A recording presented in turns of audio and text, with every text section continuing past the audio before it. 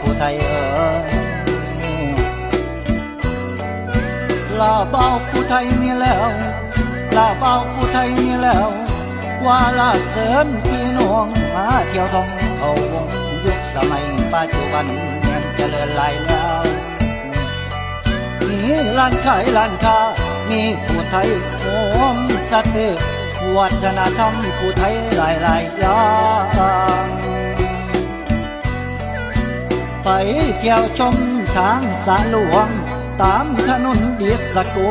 หวังขี่สางมองพอมาหวังขี่สางมองพอมาดอกนา